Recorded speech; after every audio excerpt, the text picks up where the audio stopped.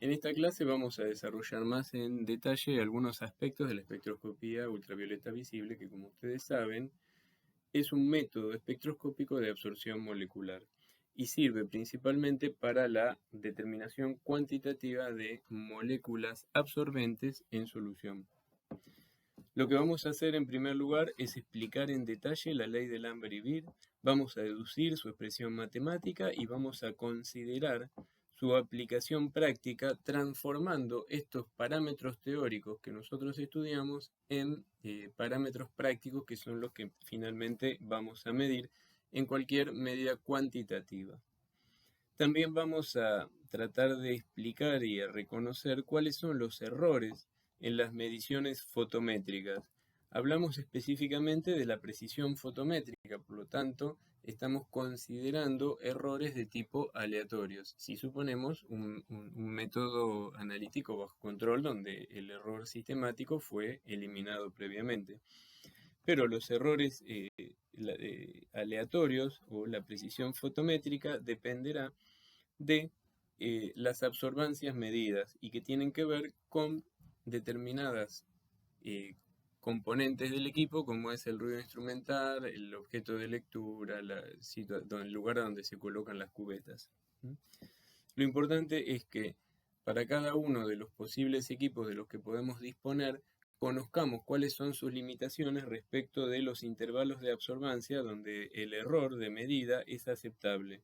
De manera que trabajemos dentro de ese intervalo y en caso de corrernos de ese intervalo hacia valores inferiores o superiores, seamos conscientes de que estamos trabajando con errores un poco más importantes.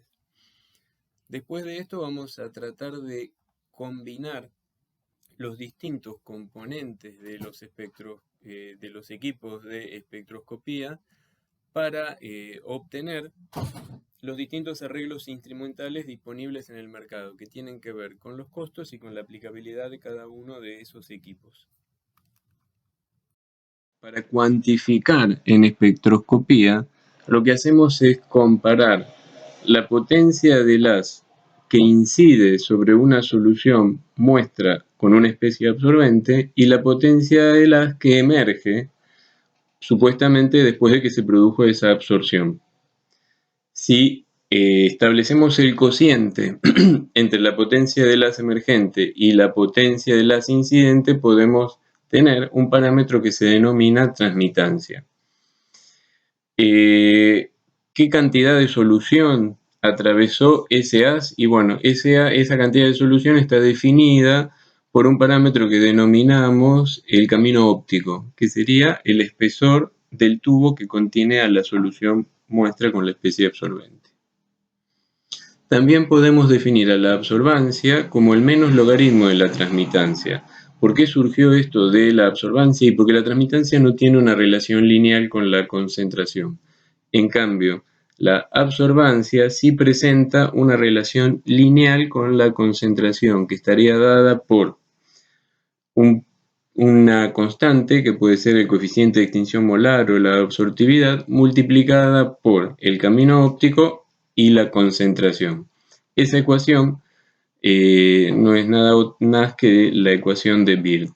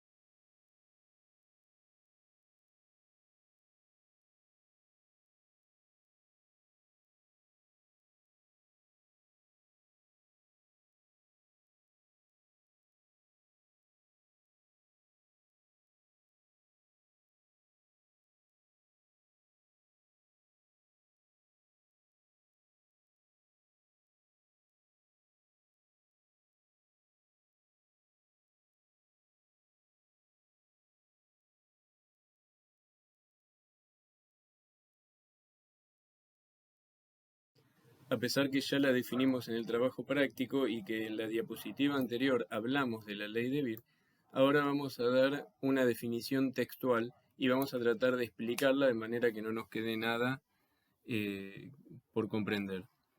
La ley de Lambert-Beer dice que cuando una radiación electromagnética de longitud de onda definida incide sobre una sustancia, la fracción de radiación absorbida, ignorando las pérdidas por reflexiones y disipación, es una función de la concentración de la sustancia en la trayectoria de la luz y del espesor de la muestra. Cada una de las palabras u oraciones que está incluida en este párrafo tienen un porqué y vamos a tratar de explicarlo en el resto de esta diapositiva. Cuando hablamos de una radiación electromagnética de longitud de onda definida, estamos hablando de una radiación monocromática. Decimos monocromática entre comillas, porque en realidad sabemos cuáles son las limitaciones de los selectores de longitudes de onda para seleccionar una radiación de características monocromáticas. Pero bueno, sabemos que la radiación es mayormente rica en una longitud de onda particular y también contiene fotones con pequeñas variaciones en la energía, ya sea para menos o para más, pero dentro de un estrecho definido y pequeño de longitudes de onda. Hablamos, incide sobre una sustancia, no sobre cualquier sustancia, incide sobre una especie con características absorbentes. No todas las sustancias tienen electrones capaces de excitarse con la energía del rango del ultravioleta visible. Como vamos a ver en la siguiente clase, hay que prever ciertas características particulares en la estructura de una molécula para que ésta pueda absorber radiación en el espectro visible. Y más aún, más estrechas son esos, más estrechas no, más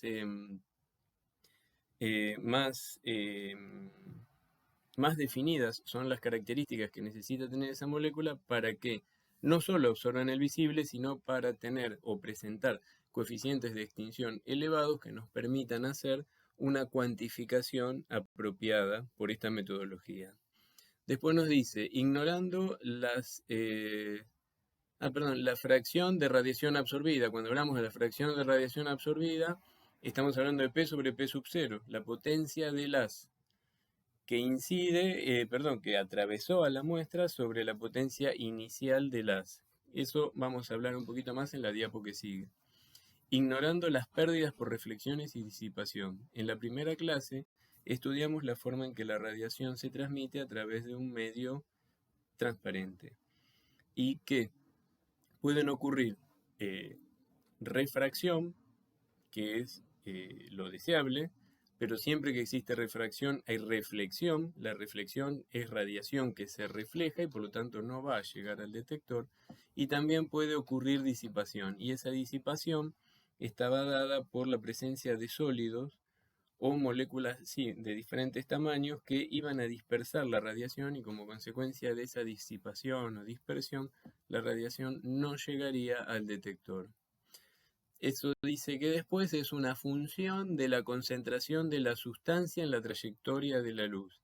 Cuando hablamos de la función de la concentración de la sustancia en la trayectoria de la luz, y es porque en ultravioleta visible, las especies que absorban son moléculas en solución. Nosotros tenemos equipos que están preparados para contener muestras líquidas en solución. Si la muestra está sólida, o si presenta partículas sólidas, tendremos lo que hablamos anteriormente, que sería la dispersión de la radiación. Y no solo es función de la concentración de la sustancia en la trayectoria de la luz, sino que aparte del espesor de la muestra, y de ahí estaríamos hablando el espesor del tubo, como vamos a ver en un par de diapositivas que vamos a hacer la deducción de la ley de Lambert y Beer, y que nosotros llamamos camino óptico y simbolizamos con la letra B. Experimentalmente, las medidas que realizamos en un espectrofotómetro son un poco distintas de las que acabamos de mencionar en la diapo anterior. Nosotros dijimos que medíamos P sub 0 y que medíamos P. Pero si nos situamos en un diagrama de bloque sencillo de un equipo, vemos que P sub 0 sería la potencia del haz que sale del selector de longitudes de onda. Y P sería la potencia del haz que ha atravesado la muestra. Pero como vemos, el detector está ubicado únicamente para medir P. Es imposible para el detector medir P sub 0 en las condiciones en que nosotros hablamos. Entonces, vamos a medir siempre la potencia del haz que pasó al menos por la cubeta portacelda. Y esto en realidad termina siendo una ventaja el hecho de que no podamos medir P sub 0 como lo habíamos definido antes. ¿Por qué? Porque como vimos, cuando un haz atraviesa una superficie se va a producir refracción. Eso está bien, es lo que esperamos que ocurra y la radiación se va a detectar. Pero también sabemos que cuando un haz atraviesa una superficie, también una parte de la radiación es reflejada y eso va a ir disminuyendo la potencia del haz incidente, pero no es por absorción. Y también puede ocurrir que si existe alguna partícula en suspensión pueda provocar la dispersión de la radiación, lo que también va a reducir la potencia del haz incidente. Y esos factores no están asociados a la absorción específica, que es lo que nosotros queremos medir. Si en un tubo portamuestras colocamos el solvente o los solventes que usamos para preparar la curva de calibración y las muestras, vamos a estar frente a lo que llamamos un blanco de reactivos. Ahora, si lo colocamos en el espectrofotómetro, lo que vamos a conseguir es que en ese tubo se produzca la reflexión que se produciría en todas las muestras y en todos los estándares. Y si hay alguna partícula en suspensión, que se produzca la dispersión. Por lo tanto, va a haber una reducción en la potencia del haz. Pero esas condiciones de reducción de la potencia del haz van a ser constantes para todas las cosas que vamos a medir en esa serie de trabajo. Por lo tanto, me resultaría más útil que medir P sub 0, porque P sub 0 no tendría en cuenta todas estas cosas como reflexiones y dispersiones que estarían ocurriendo y que afectan a la potencia del haz en forma constante, tanto en las muestras como en los estándares y en el blanco. Restaría por explicar qué es un blanco de muestras. Un blanco de muestras no es otra cosa que una solución a donde tiene todos los componentes de la matriz de mi muestra, que fue diluido de la misma forma que mi muestra, con los mismos solventes, los mismos acondicionadores, los mismos reactivos, pero que no contiene al analito. Entonces, sirve para restarle la absorbancia de ese blanco de muestras únicamente a una muestra en particular, ¿sí? Un blanco de muestras es para cada muestra y no es general. Ahora vamos a tratar de comenzar con una deducción para la ley de Beer. Antes vamos a hacer unas consideraciones que, si bien son las comunes y que ya las venimos manejando, vale la pena recordar. Primero, vamos a considerar que tenemos un bloque de material absorbente. Puede ser la celda portamuestra, que se caracteriza por un espesor B, ¿sí?, que sería el camino óptico. Ese material absorbente puede ser sólido, puede ser líquido o puede ser gaseoso, siempre que permita que es el pasaje de la radiación. No puede ser opaco, a eso me refería. Que a ese material absorbente lo va a atravesar un haz de radiación monocromática con una potencia determinada, la que llamamos P sub 0, y lo va a atravesar en forma paralela. Dentro de ese bloque de material absorbente vamos a tener una cantidad definida de átomos, moléculas o iones absorbentes, y que como consecuencia del pasaje de ese haz incidente por esa distancia del bloque de material absorbente se produce una disminución de la potencia del haz como resultado de la absorción. Ahora, tomamos el bloque del material absorbente y hacemos un corte transversal, de manera de tener un bloque muchísimo más angosto, donde al ancho le llamaríamos diferencial X, y con un área que se podría llamar S. Ahora, ¿por qué hablamos de espesor tan angosto? Y bueno, de forma tal de que en ese espesor solo se pudiera mover una molécula o una especie absorbente. Ahora, existe un área de ese fragmento a donde se puede mover cada especie absorbente. Y esa sería el área a donde podría interaccionar con un fotón y absorber la radiación. Por lo tanto, si nosotros sumamos todas las áreas que ocupan estas moléculas absorbentes a donde pueden absorber radiación, podríamos definir un diferencial S. Y si al diferencial S lo relacionamos con el área total, entonces estaríamos frente a la captura, a la probabilidad media de la captura de fotones. La probabilidad media de captura de los fotones podría también decirse como el número de fotones absorbidos en función del número de fotones totales, ¿sí? Y esto podría relacionarse con la potencia del haz incidente, a donde podríamos escribirlo como el diferencial potencia del haz respecto de la potencia del haz inicial, con un signo negativo debido a que la potencia del haz va a disminuir. También podemos decir que la probabilidad de captura, mejor dicho, el diferencial S, va a ser proporcional al número de partículas absorbentes en esa región, y esa relación del número de partículas absorbentes estaría dada por el número de partículas multiplicada por una constante. Con todo eso más o menos aclarado, resta combinar e integrar.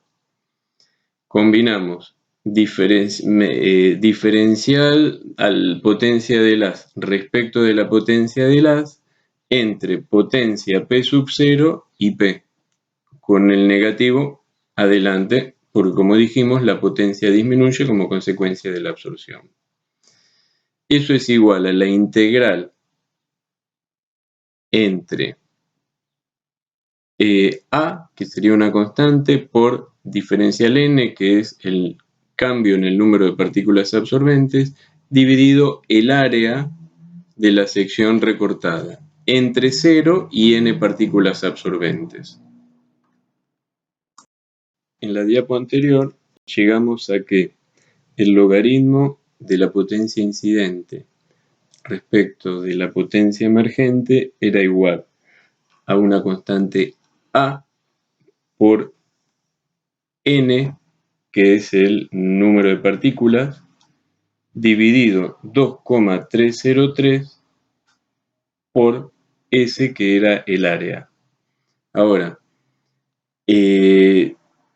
si queremos pasar a toda el área del bloque y no solamente a esta de espesor infinitesimal, entonces ahí vamos a tener la cantidad total de partículas absorbentes.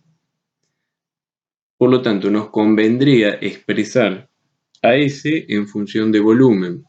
Sabemos que el volumen estaría dado por S, que es el área, multiplicado por el espesor, que sería el famoso B o camino óptico que nosotros usamos siempre. Por lo tanto, esta ecuación se va a modificar y quedaría que reemplazamos S por volumen respecto del camino óptico. Y nos quedaría que el logaritmo de P sub 0 sobre P es igual a la constante por n, que es el número de partículas, por b, que es el camino óptico, dividido 2,303 por el volumen. Ahora bien, nosotros sabemos que n sobre b, es decir, número de partículas sobre volumen, es una forma de concentración, ¿sí? Que estaría expresada, pero si ahora la expresamos en moles por litro, entonces eso se puede ver bastante fácil en la diapositiva. La cuestión es que la ecuación se terminaría transformando donde al reemplazar n sobre b por concentración en moles por litro quedaría algo así como 6,02 por 10 a la 23, que es el número de Avogadro, reemplaza el número de partículas por A, que es esa constante, multiplicado B, que es el camino óptico, y por C, que es la concentración, y dividido 2,303 por 1000. Ahora bien, si reagrupamos todas las constantes, como el número de Avogadro, el 2,303, que era lo que relacionaba el pasaje del logaritmo natural al logaritmo neperiano, al logaritmo decimal, por 1000, y por esa constante A no vamos a tener otra cosa que la constante de proporcionalidad, a la que llamamos coeficiente de extinción molar. Y de esa manera llegamos a la ley de Beer tal como la conocemos y donde decimos que la absorbancia es igual al coeficiente de extinción molar multiplicado por B multiplicado por la concentración. La ley de Beer indica que existe una relación lineal entre la absorbancia y la concentración de las especies absorbentes. Pero esta relación lineal tiene ciertas limitaciones y deja de cumplirse. Por lo tanto, si ya dejamos de conocer la relación entre absorbancia y concentración, estamos imposibilitados de calcular con buena precisión y exactitud el resultado de la concentración de nuestro analito en la muestra. Entonces necesitamos conocer los motivos de esas desviaciones a la linealidad. El primero son las desviaciones reales. La ley de Beer se cumple para soluciones diluidas. Se supone que en una solución diluida los analitos o las especies absorbentes se mueven independientemente y por lo tanto pueden interaccionar en forma independiente con los fotones. Como vamos a ver más adelante, a medida que las concentraciones aumentan, esta independencia ya no es tan absoluta y puede haber interacción entre los analitos o entre los analitos que absorbieron con los que no absorbieron, y esto generaría una desviación, una pérdida de la linealidad. También se sabe que el índice de refracción va a afectar al coeficiente de extinción molar, es decir, el coeficiente de extinción molar permanece constante mientras el índice de refracción no cambia. Si la concentración de las especies aumenta, por lo tanto aumenta la concentración de la solución, también cambia el índice de refracción y es otro motivo de pérdida de linealidad, otra manera de explicar la pérdida de la linealidad. Respecto de las desviaciones químicas, bueno, el analito se asocia, se disocia. Las desviaciones químicas pueden deberse a cambios en el pH, cambios en el potencial redox, reacciones analito-solvente, reacciones entre el analito y otro componente del sistema que no sea el solvente. Los ejemplos son un montón. Antes poníamos el ejemplo del cromato y el dicromato, que son la misma especie, pero la presencia de uno u del otro depende del equilibrio que se establezca en función del pH. Y el cromato es amarillo, mientras que el dicromato es naranja. Entonces cambia el color, cambia el coeficiente de extinción molar. Otro ejemplo podría ser la fenolftaleína o cualquier indicador ácido-base, donde tenemos una forma ácida con un color diferente a la forma alcalina. Entonces, eso sería otra forma de desviaciones químicas. Y otro ejemplo que tenemos son los indicadores redox. ¿Se acuerdan que hablamos de la difenilamina como indicador redox? Que también, dependiendo del potencial redox, va a tener una coloración u otra. Entonces, son todos ejemplos de desviaciones químicas. Las desviaciones instrumentales tienen su explicación en la manera en que se selecciona la radiación más o menos monocromática que debiera interactuar con la especie absorbente. Sabemos que los selectores de longitudes de onda aíslan una región estrecha de longitudes de onda, pero que la radiación que emana de un selector de longitud de onda no es monocromática en forma estricta. Entonces, si la selección de la longitud de onda no es correcta, estaríamos cayendo en una desviación instrumental a la ley de Beer, como se puede ver en el dibujito. Cuando nosotros seleccionamos una longitud de onda, elegimos una banda estrecha, pero si esa banda cae dentro de un pico, una zona, como se puede ver en la banda A del dibujito, entonces en esa región vamos a tener una pequeña variación en la absorbancia en función de la longitud de onda del medio. Por lo tanto, si no varía la absorbancia, eso nos indica que tampoco varía el coeficiente de extinción molar. Pero si erróneamente elegimos la región a donde se ven las dos líneas punteadas, que sería la banda B, vamos a tener un gran cambio en la absorbancia en función de un pequeño cambio en la longitud de onda. Y por lo tanto, en ese caso, la ley de Beer no se va a cumplir y esa representación no va a ser lineal, como se puede ver en el esquema de la derecha. Entonces, cuando elegimos la longitud de onda a la cual vamos a detectar, ¿sí?, un analito en particular, necesitamos hacer un espectro de absorción de ese analito. Luego de eso vamos a elegir un pico, ¿sí?, porque es la zona que mayor sensibilidad a la determinación nos va a dar. ¿Por qué? Porque es a donde la absorbancia va a cambiar más con la concentración. Entonces nos va a permitir diferenciar entre concentraciones cada vez más pequeñas. Es decir, nos conviene elegir curvas con pendientes elevadas. Y como la pendiente de la representación de Beer es el coeficiente de extinción molar, nos conviene utilizar longitudes de onda donde los coeficientes de extinción molar o los coeficientes de absorción sean lo más grandes posibles. Pero además, para no tener una desviación a la ley de Beer, vamos a elegir un pico a donde en el ancho de banda efectivo del monocromador exista en las longitudes de onda seleccionadas en función del ancho de banda efectivo del monocromador, exista una pequeña variación de la absorbancia en función del cambio en la longitud de onda. Como dijimos en la primera clase, cada vez que hacemos una medición, estamos cometiendo un error. Y entonces, durante las medidas fotométricas se hacen varias mediciones, porque para obtener un resultado de una muestra no solo vamos a medir la absorbancia de la muestra, sino que primero vamos a llevar el equipo a cero con el blanco, después vamos a medir las transmitancias o las absorbancias de los estándares, y luego vamos a medir recién ahí la absorbancia o transmitancia de la muestra. Entonces necesitamos tener una serie de mediciones asociadas para poder llegar a obtener un resultado.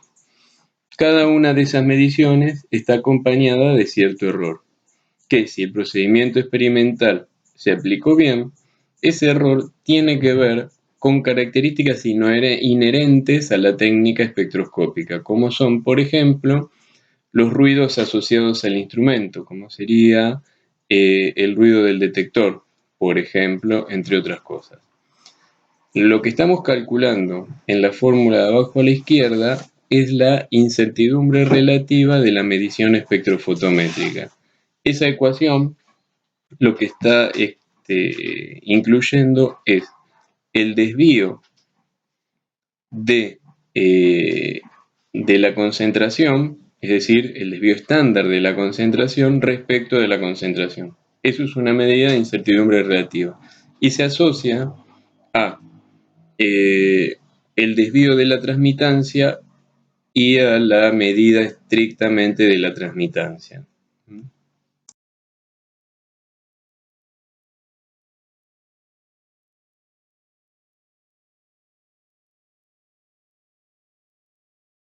Existen tres casos o 3 categorías de incertidumbre en las medidas fotométricas o que afectan, como se dijo antes, a la precisión fotométrica. Van a variar en la forma de la función respecto de cómo se afecta esa incertidumbre y dependen fundamentalmente del tipo de equipo utilizado en las medidas espectrofotométricas. En el caso 1, la imprecisión fotométrica, es decir, el desvío estándar de la transmitancia, sigue una función que podemos denominar K1 y a donde la fuente de error estarían dadas principalmente por la resolución limitada de la lectura. Recuerden que no hoy, pero hace pocos años atrás, los equipos eran analógicos, no eran digitales, y tenían una agujita a donde se podía leer en una escala impresa la absorbancia o la transmitancia. Eso generaba una resolución limitada de la lectura, provocando un error más importante. Y se daba principalmente en los fotómetros baratos, ¿sí? O donde las escalas eran muy chiquititas, ¿sí? Y dependía mucho de la habilidad de la lectura del observador. Pero este mismo tipo de error se puede ver causado por detectores a donde se observa una corriente oscura y un ruido del amplificador. La corriente oscura es aquella que aparece en el detector en ausencia de iluminación, ¿sí? Y bueno, tiene que ver con un detector de mala calidad también. En el caso 2, la relación es distinta. Está dada por una constante también y multiplicada por la raíz cuadrada de la transmitancia al cuadrado más la transmitancia. Está bien, no importa, nadie les va a preguntar esta función. Pero bueno, se da principalmente por el ruido de disparo del detector de fotones y este es el ruido que se observa en espectrofotómetros de buena calidad, ¿sí? A donde no vamos a tener los mismos problemas que en el caso 1, que ahí ya son espectrofotómetros más de inferior calidad, y la magnitud, por lo tanto, de este ruido va a ser muy inferior a la de los casos del ruido 1. Y en el caso 3, el error en el desvío de las transmitancias estaría dado por una constante que llamamos K3, después multiplicado directamente por la transmitancia. Y tiene que ver con dos fuentes características. La primera es incertidumbre en la posición de la cubeta. La posición de la cubeta tiene que ver con que el portacelda, cuando es nuevo, presiona bien a la cubeta de manera que la posición de la cubeta sea siempre la misma, salvo que el operador cometa algún error. Pero a medida que se va utilizando con mucha frecuencia, lo que ocurre es que ese sitio puede tener cierto juego y la cubeta no va a quedar siempre estrictamente igual ubicada. Y eso puede llegar a generar una imprecisión fotométrica. Y también el parpadeo de la fuente. El parpadeo de la fuente puede tener que ver con errores de una mala alimentación, una lámpara que ya está medio agotada, ¿sí? O tal vez que la alimentación no tenga que no tenga la constancia adecuada como para generar la potencia constante de la lámpara a lo largo del tiempo. En este gráfico se ve cómo varía la incertidumbre relativa de la concentración respecto de la absorbancia. Recuerden que la incertidumbre relativa de la concentración está relacionada con la incertidumbre, con el desvío de la transmitancia en función de la transmitancia. Entonces, lo que se puede ver es que la incertidumbre de la concentración varía de acuerdo al intervalo de absorbancias en el que nosotros vamos a medir. Lo que tenemos que entender de este gráfico es que nosotros debiéramos establecer cuál es la máxima incertidumbre que toleramos en una medición fotométrica. Y en base a eso, cuál es el intervalo de absorbancias en el cual nosotros vamos a realizar nuestras medidas de acuerdo al equipo que tengamos.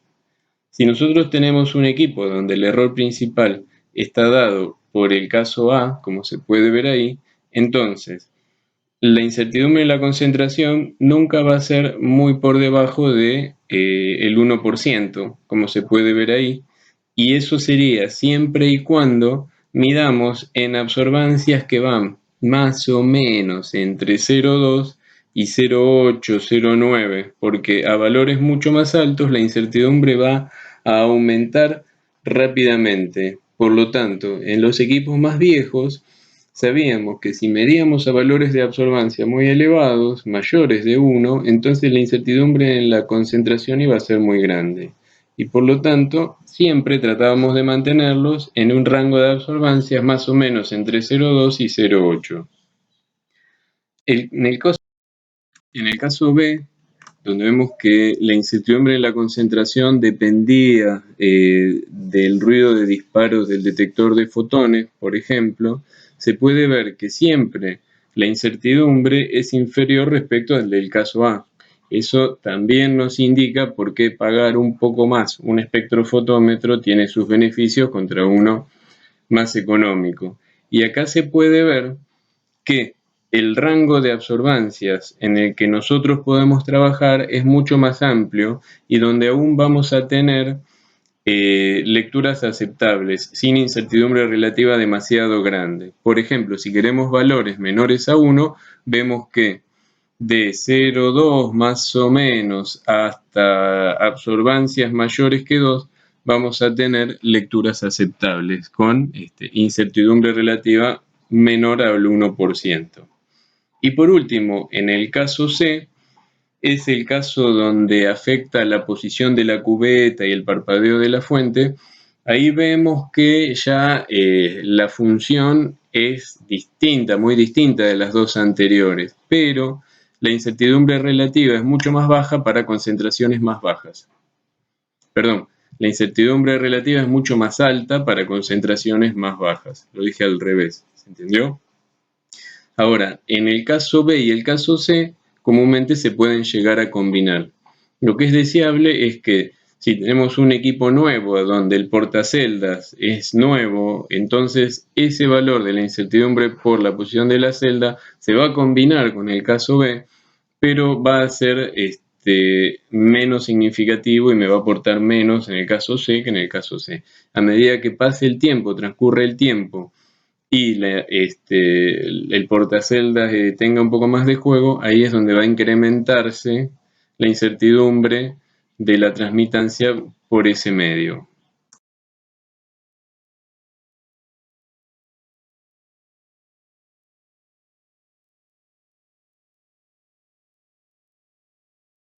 En estos dos gráficos se observa el caso C de error, a donde en el primer gráfico, el de la izquierda, las mediciones se hicieron en un equipo con un portacelda nuevo, mientras que en el de la derecha se hicieron con un portaceldas de 10 años de antigüedad. Los puntos negros son mediciones espectrofotométricas que se hicieron poniendo la muestra en la cubeta de lectura y colocando la lectura en el portacelda. Posteriormente se sacaba la cubeta del portacelda y se ponía una nueva muestra y se volvía a introducir. Mientras que los puntos que no están llenos, lo que hacían era colocar la cubeta en el portacelda, agregaban la muestra, aspiraban la muestra, ponían la otra, pero no movían la celda del portaceldas. Entonces, con el equipo nuevo no se observaron diferencias en las medidas de absorbancia respectivas, pero con el equipo de 10 años de antigüedad se vio que el error en las medidas de la absorbancia era mucho más grande cuando se quitaba la celda y se volvía a colocar nuevamente, cuando se movía la celda. Es decir, se demuestra que se incrementó el error del tipo C en estos equipos con el paso del tiempo. Ahora vamos a ver algunos arreglos instrumentales que hacen que el equipo sea más o menos caro y que de acuerdo al tipo de prestaciones que se le van a dar, hace que el equipo sea más conveniente y se pueda conseguir una mejor relación señal utilidad-precio.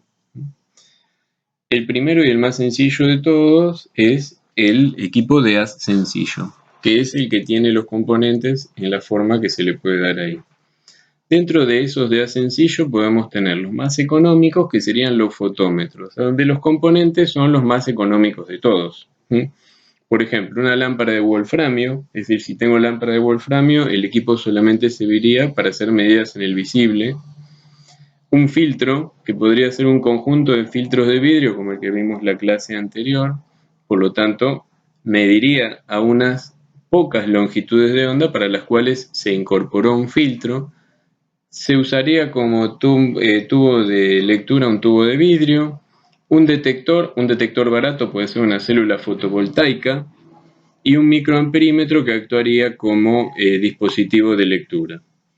Eso puede llegar a ser muy útil cuando hacemos medidas en campo, donde llevamos estos equipos de mano muy sencillos y a su vez muy económicos. Pero si la calidad de la medición requiere ser un poco mejor y por ahí se necesita medir a más longitudes de onda o incorporar también la medida en el UV, entonces en ese caso se le incorporaría la lámpara de wolframio más una lámpara de deuterio que se intercambian en forma automática de acuerdo a la longitud de onda seleccionada.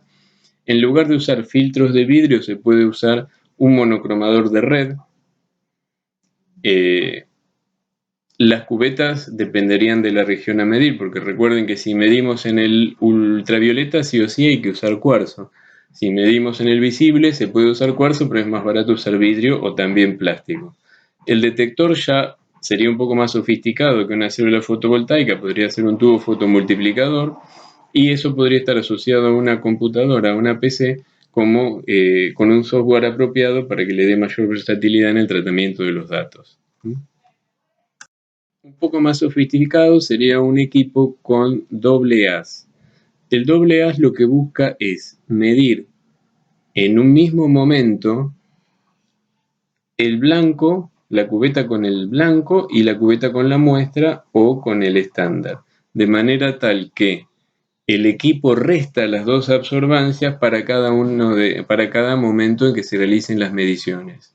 De esta manera se pueden compensar algunas fluctuaciones en la radiación de la fuente, derivan el detector y en el amplificador, o grandes variaciones en la intensidad de la fuente con la longitud de onda. En este caso, hay dos tipos de dispositivos de doble haz. El primero y el que se ve acá es con haces separados en el espacio, donde la radiación que es emitida por la fuente pasa por el filtro y el monocromador y después va a un divisor del haz. Ese divisor del haz estaría dado por un espejo con forma de V que parte el haz por la mitad, haciendo que parte vaya a la cubeta de referencia y parte a la cubeta de muestra. De ahí tiene dos fotodetectores, un amplificador y un dispositivo de lectura. El inconveniente de este tipo de equipos es que, como dijimos, la potencia del haz se parte por la mitad, porque una parte de la radiación va a la muestra y otra al otro detector.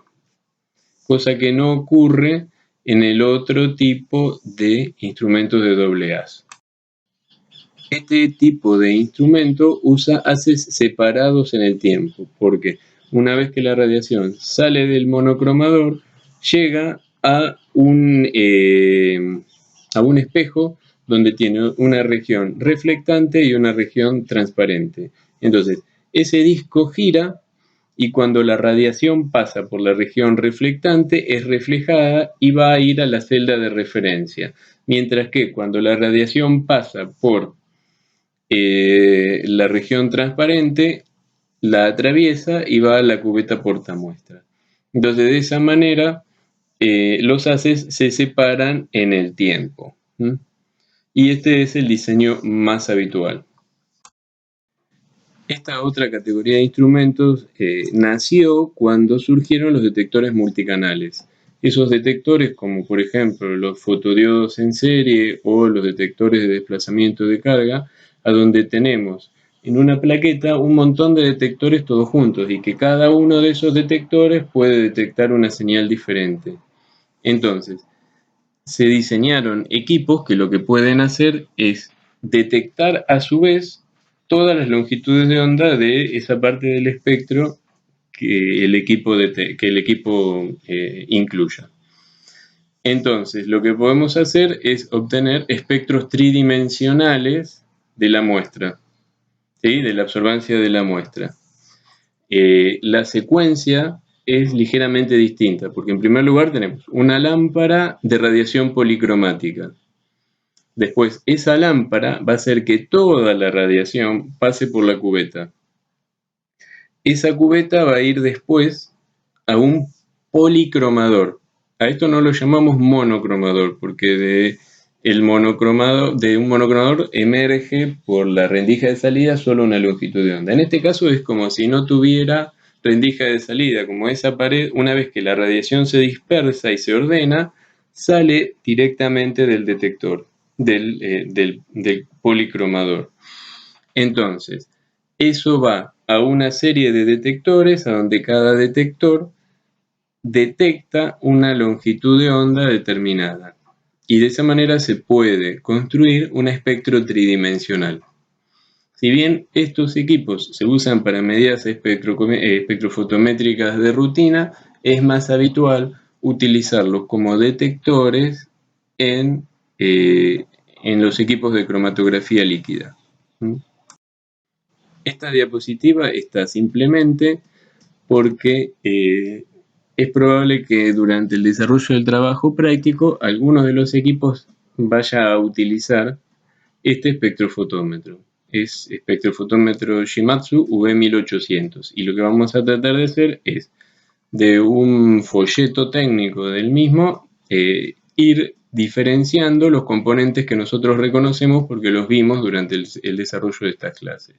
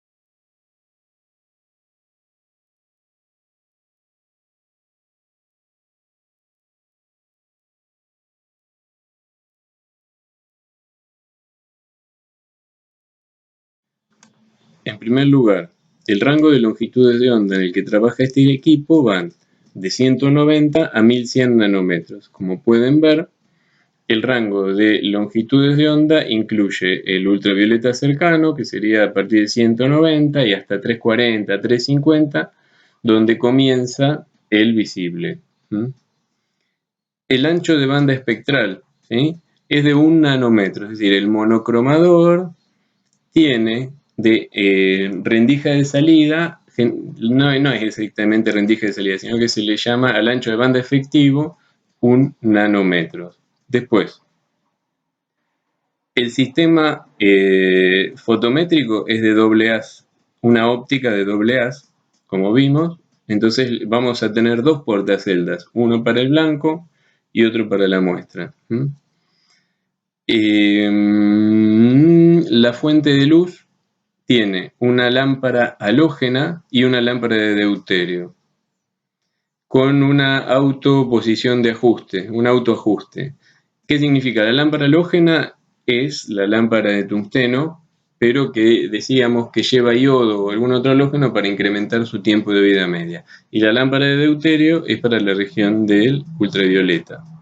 El monocromador el monocromador que usa este equipo es una red de difracción holográfica